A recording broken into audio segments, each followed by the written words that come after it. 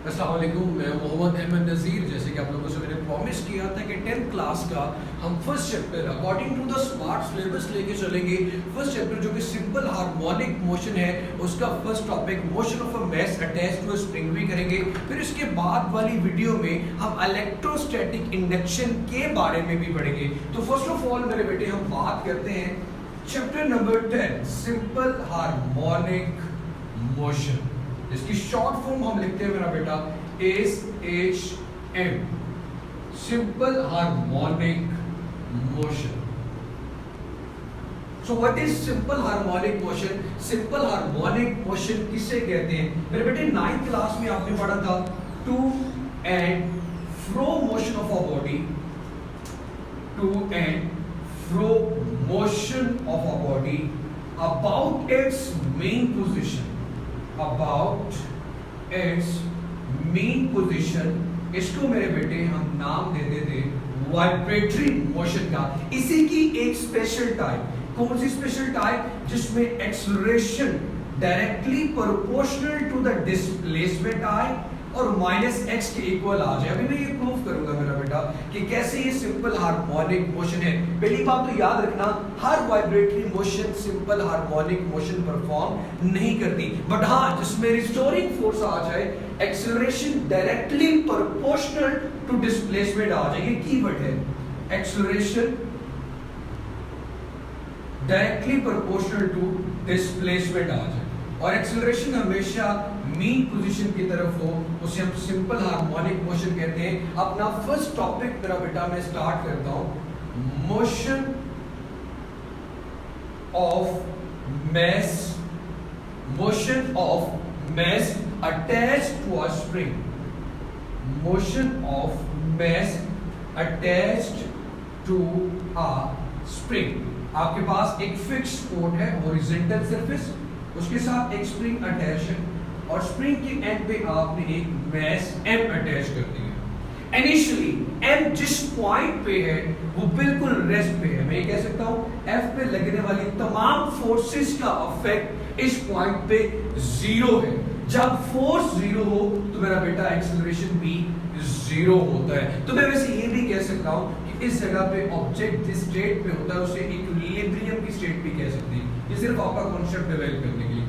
अब मेरे बच्चे उस पोजीशन को simple harmonic motion special type है। सिंपल हार्मोनिक मोशन में ये वाला सिस्टम परफॉर्म करता है सिंपल हार्मोनिक मोशन, और इसमें मुझे साबित करना है acceleration is directly proportional to the displacement which is always directed towards the mean position. मेरे बच्चे जिस पॉइंट पे, जैसे कि इनिशियली हमने एक फ्रिक्शनलेस सरफेस ली, ऐसा होता नहीं बट हम अज्यूम कर लेते हैं कि फ्रिक्शनलेस सरफेस है, और जिस पॉइंट पे इस पे लगने वाली तमाम फोर्सेस का इफेक्ट जीरो हो, उस पॉइंट को हम मीन पोजीशन का नाम देते हैं O।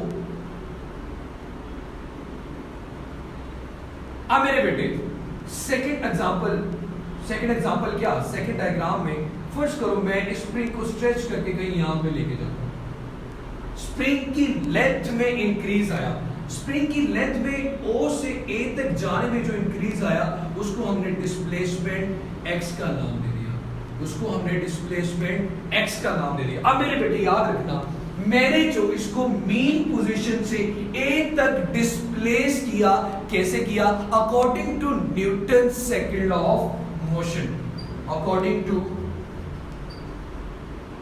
Newton second law of motion मैंने इस पे फोर्स अप्लाई की, और वो फोर्स किसके इक्वल आएगी मेरा बेटा? Ma के इक्वल। वो फोर्स किसके इक्वल आएगी मेरा बेटा? Ma के इक्वल। इसे मैं इक्वेशन नंबर 1 कह देता हूं। अब मेरे बच्चे आप इस स्प्रिंग को जितना ज्यादा स्ट्रेच करोगे उसकी लेंथ में इतना ही इंक्रीज आएगा। जैसे कि 9th क्लास में याद हो, जितना ज्यादा स्ट्रेस अप्लाई करेंगे स्ट्रेन भी उतना ही ज्यादा होगा। So F directly proportional to X। But याद रखना, जब आप स्प्रिंग को इस तरफ स्ट्रेच करोगे, स्प्रिंग अपनी औकात में अपनी मीन पोजीशन पे वापस जाने की कोशिश करेगा। क्यों करेगा? Due to restoring force. Word जरा देखिए बेटा, रिस्टोरिंग फोर्स। रिस्टोरिंग फोर्स का मतलब क्या है? वो फोर्स जो ऑब्जेक्ट को मजबूर करती है कि भाई अपनी इनिशियल पोजीशन पे वापस जाओ। स्प्रिंग के अंदर स्प्रिंग की इलास्टिसिटी उसको मजबूर करती है कि वापस जाओ। अब आप स्प्रिंग को इस तरफ खींच रहे हो, स्प्रिंग उस तरफ जा रहा है, इसके दरमियान में अगर मैं प्रोपोर्शनैलिटी का साइन खत्म करूं तो आएगा -kx। अब क्वेश्चन ज़हन में ये आता है कि माइनस क्यों आया? फिजिक्स में जहां पे नेगेटिव साइन आ जाए इट मींस कि वहां पे ऑपोजिट डायरेक्शन की बात की जा रही है। आप स्प्रिंग को इस तरफ खींच रहे हो, स्प्रिंग पे रिस्टोरिंग फोर्स उसकी बैकवर्ड पोजीशन में लग रही है, मेन पोजीशन में लग रही है, तो दोनों के दरमियान कौन सा साइन आ जाएगा? Negative sign. अब ये क्वेश्चन नंबर 1 आ गई और ये क्वेश्चन नंबर 2 आ गई। इसे वैसे हुक्स लॉ भी कहते हैं। Stress is directly proportional to the strain. अब मेरा बेटा हमें क्या करना है? हमें इन दोनों इक्वेशंस का कंपैरिजन करना है बाय कंपेयरिंग। अगर इक्वेशन की लेफ्ट हैंड साइड सेम है तो राइट भी सेम होगी।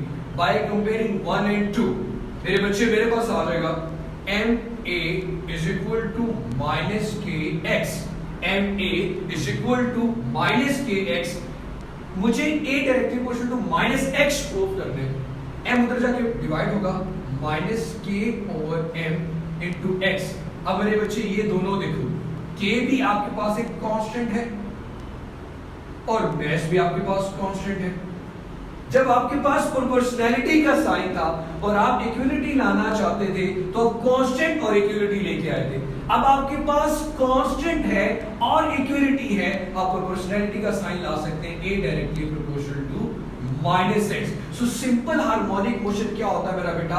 अ motion in which acceleration is directly proportional to the displacement and always directed towards the mean position. मेरा बेटा इस बात का मतलब क्या होता है?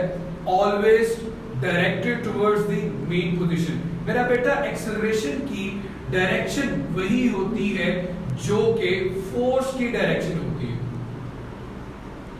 आप ऑब्जेक्ट को अपनी तरफ खींच रहे हो, ऑब्जेक्ट मीन पोजीशन की तरफ जा रहा है, इसका मतलब एक्सेलरेशन की डायरेक्शन भी क्या होगी? मीन पोजीशन की तरफ। So a simple harmonic motion in which acceleration is directly proportional to the displacement and always directed towards the mean position. ये सारी चीजें हर सिंपल हार्मोनिक मोशन में सेम होगी। दो चीजें मेरा बेटा मैं बताना चाहूंगा, एक वेलोसिटी, दूसरा एक्सेलरेशन। मेरे बेटे हमारे पास ऑब्जेक्ट ओ ए पे गया, ओ पे आएगा, ओ से बी पे जाएगा। फर्स्ट ऑफ ऑल हमारे पास दो पोजीशंस हैं, एक मीन पोजीशन जिसे हम ओ कहते हैं और दो हमारे पास एक्सट्रीम पोजीशंस हैं जिन्हें हम ए और बी कहते हैं। यहां पे भी ओ लिख लेता हूं और ए बी लिख लेता हूं। सबसे पहले वेलोसिटी मैक्सिमम किस पोजीशन पे होगी? मेरा बेटा एक्सट्रीम पोजीशन पे जाके, मैक्सिमम हाइट पे जाके या मैक्सिमम डिस्प्लेसमेंट कवर करके ऑब्जेक्ट कुछ देर के लिए रुकता है। जब रुकेगा तो मैं ये कह सकता हूं कि एक्सट्रीम पोजीशन पे ए और बी पे वेलोसिटी 0 होती है या मिनिमम होती है। वेलोसिटी 0 कह सकते हैं या फिर मिनिमम कह सकते हैं। इसी तरह अगर मेन पोजीशन की बात करो तो मेन पोजीशन पे वापस आते हुए स्पीड मैक्सिमम होती है, तो v की वैल्यू मैक्सिमम होगी मीन पोजीशन पे, जबकि आपके पास वेलोसिटी एक्सेलरेशन वेलोसिटी मिनिमम होगी एक्सट्रीम पोजीशन पे। अब मेरे बच्चे अगेन मैक्सिमम है वेलोसिटी मीन पे और एक्सट्रीम पे क्या है? मिनिमम। एक्सेलरेशन की बात करते हैं।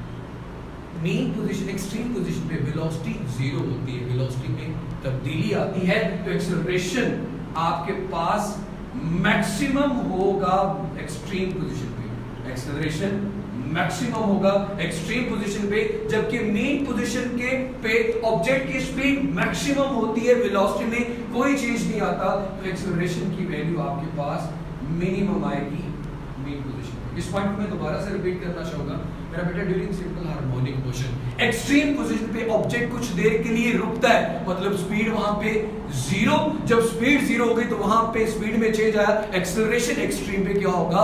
मैक्सिमम। तो एक्सट्रीम पोजीशन पे वेलोसिटी 0, एक्सेलरेशन मैक्सिमम। अब वापसी आती है किसकी तरफ? मीन पोजीशन पे। अब मीन पोजीशन पे आते हुए स्पीड क्या हो जाती है, मैक्सिमम, और स्पीड में कोई चेंज नहीं आता तो एक्सेलरेशन क्या हो जाता है, जीरो। इट मींस कि मीन पोजीशन पे वेलोसिटी जीरो और एक्सेलरेशन आपके पास क्या होता है मेरा बेटा, सॉरी, मीन पोजीशन पे वेलोसिटी मैक्सिमम जबकि एक्सेलरेशन आपके पास क्या होता है, जीरो होता है। इंशाल्लाह नेक्स्ट टॉपिक में फिर मुलाकात होगी, इलेक्ट्रोस्टैटिक इंडक्शन चैप्टर नंबर 13 इसके साथ करेंगे। अपना बहुत सारा सा ख्याल रखिएगा। अल्लाह हाफिज।